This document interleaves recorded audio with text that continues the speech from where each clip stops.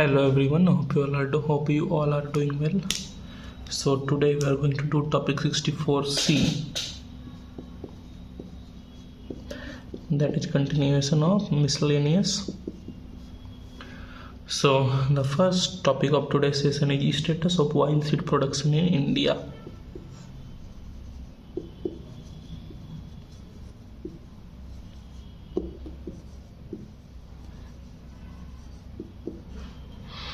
Status of wild seed production in India. So we will look into it. So India's largest wild seed producing state is Gujarat, and it is also top groundnut producing state. It produces the highest groundnut state of India. Rajasthan is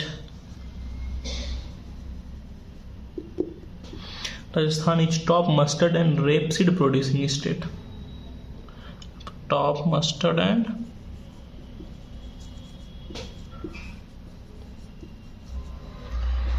rapeseed producing state. Around 48.12% of mustard and rapeseed are produced alone by Rajasthan only. And after Rajasthan, the production of mustard and rapeseed, MP and Haryana follow Rajasthan. MP and Haryana in second and third place. When it comes to soybean, Madhya Pradesh, that is MP. Madhya Pradesh is the highest soybean producing state, which produces 44% of soybean, and we all know that soybean is a very much protein rich crop. Now Karnataka is highest sunflower producing state. Sunflower producing state is Karnataka. And we all know that around 60 to 65% of wild needs of India. India is number one oil importer. India is number one oil importer, and it imports around 60 to 65% oil seed of what it consumes. Around 60 to 65% of oil needs is done through imports. And we will know that the demand for oil seeds in India is increasing by 6%. Demand is increasing by 6%, whereas our production is increasing by only 2%. So we can see the gap here. Demand is increasing by 6%, but our production is increasing by only 2%, and hence our imports is also increasing. So this is the status of oil seed production in India. Now moving on, what are the constraints in oil seed production?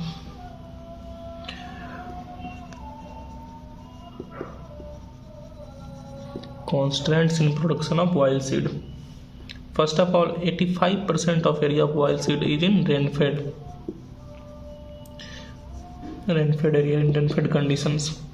It is highly affected by pests and diseases. Around 50% production loss is around 50% due to pests and diseases. And as we have higher emphasis on cereal crops led to negligence towards wild seeds, leads to the low production of wild seeds. There is not proper transfer of technology from lab to farm, from lab to land, or lab to farm. We have lack of mechanization. We don't have proper machines.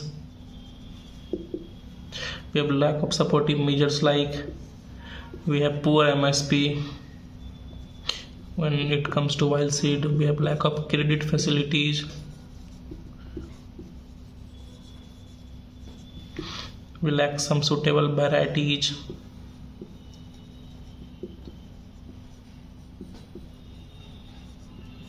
There is demand supply gap.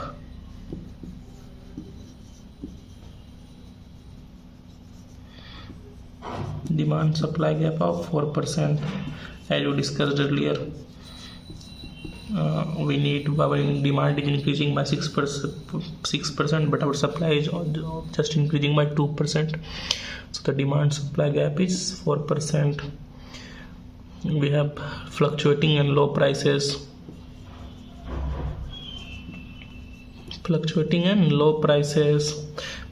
Farmers are not aware, the lack of awareness among farmers. So these are some of the reasons why oilseed production is less. Now moving on, what are the strategies to enhance oilseed production? How can we enhance oilseed production? Strategies to enhance production of oilseeds. First of all, there is National Mission of Oilseed. National Mission on Oilseed and Oil Palm.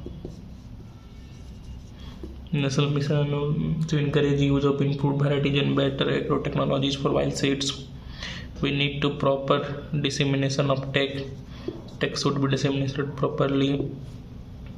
We need to grow location specific varieties. Location specific varieties of oilseeds. We need to provide better MSPs. We need to enhance private public partnership in oilseed production through many types of farming, such as contract farming. We need to enhance modern crop tech and dairy farming, dry farming, modern crop technology and dry farming practices. We need to follow some integrated pest management in oilseeds. We need to provide proper hybrid or good quality seeds, such as hybrid seeds. We need to enhance good agronomic practices. Good agronomic practice such as good drainage, seed treatment can be done, etc. We need to enhance our post-harvest technologies such as storage, processing facilities, storage processing, etc. So this is how we can enhance our oilseed production. Now moving on to the next topic of this session, that is status of pulse production in India. Status of pulse production in India. So we should know that India is largest consumer, producer and importer of pulses. And not only we are the largest consumer, producer and importer of pulses. We consume around 26 million ton of pulses annually. 26 million tons per year. In 2016, our production was around 14 to 18 million ton. And in 2020-21, it increased to 23.22 million ton. And we imported, in the same year, we imported around 2.14 million ton to get up to 26 million ton. We should know that pulse accounts for 10% of total food crops. 10% of total food crop production.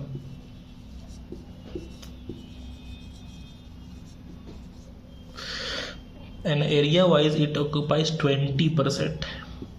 Area wise of food grain area occupies area wise. So area wise it occupies 20%, but when it's come to production wise it just keeps 10%. So we should know this trend. It will be helpful for us. Now what are the challenges in pulse production? First of all, mainly challenges in pulse production. First of all, pulse is mainly a rain-fed crop.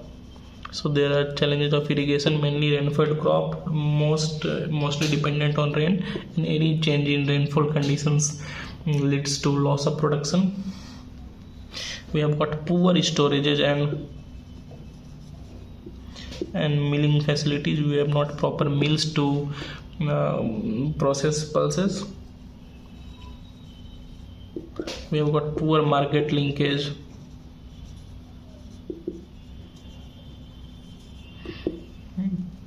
And due to decrease in farm area, due to fragmentation of land, farmers often tend to go for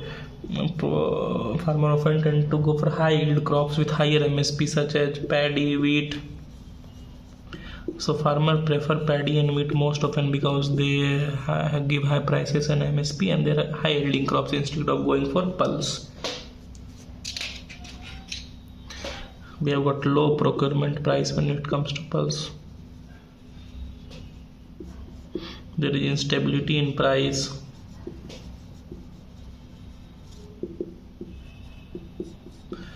There is issues in each step of value chain. Issues in each step of value chain, from seed supply to production to post harvest. We have issues in every unit. We have got less irrigation facilities. That is, only 1/6 of the total pulse production area is under irrigation. Rest 5/6 are not under irrigation facilities.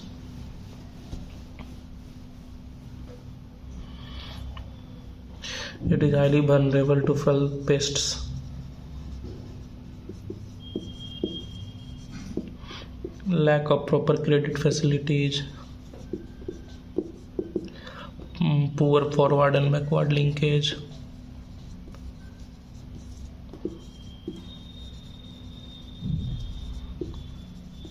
So these things leads to low pulse production. Now moving on to about International Pulse Year. So UN General Assembly, that is United Nations General Assembly, declared 2016 as International Year of Pulse, or International Pulse Year. Its objective was to raise awareness of nutritional benefits of pulses.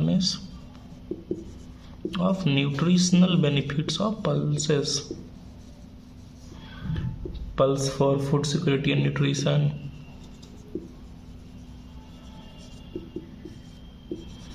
Food security and nutrition. Pulse for balanced diet. Pulse are very helpful for balanced diet. They contribute mostly to soil fertility and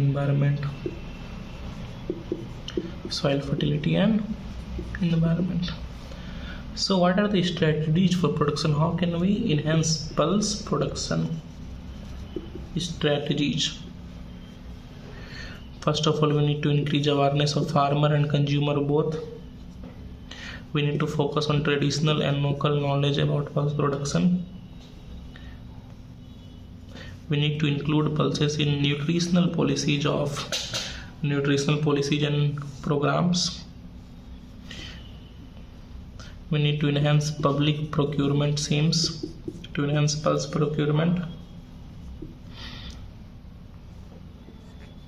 We need to enhance breeding and genetics for pulses so that we can get improved variety and improved production of pulses.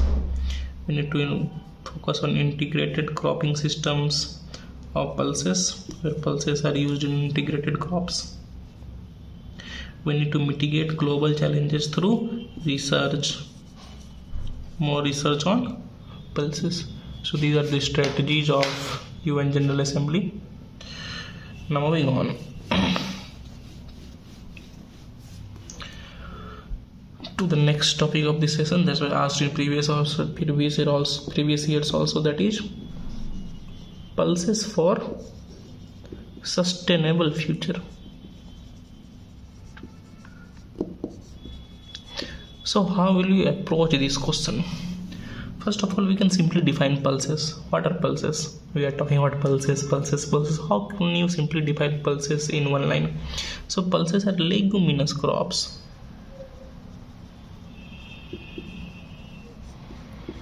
Harvested for its dry seed.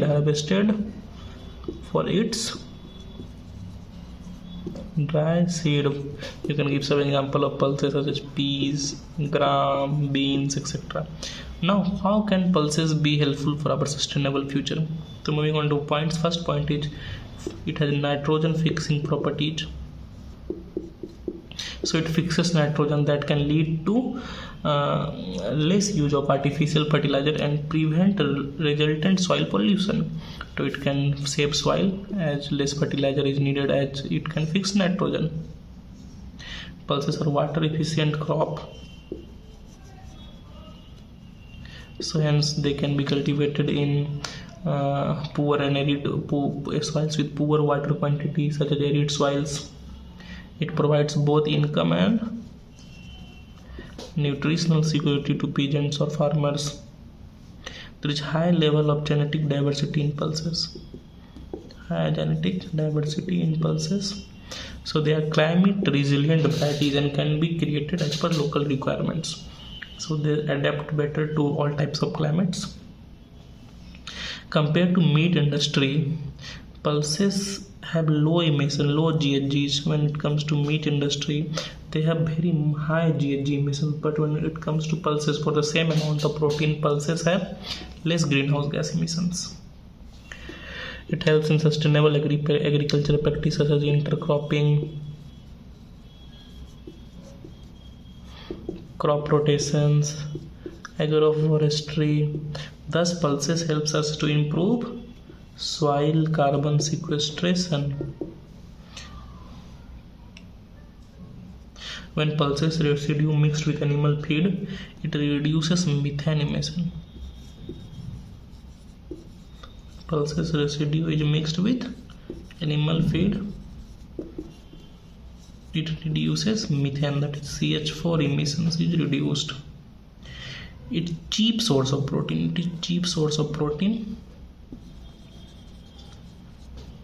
And can be highly beneficial for poor strata of persons, for poor strata of people. So this is how pulses are. Pulses can be used for our sustainable future. I hope you all understand it. So that is all for today's session. For any queries, do comment. If you like it, please press the like button. Do share and subscribe. That's all for today. Have a nice day. Thank you.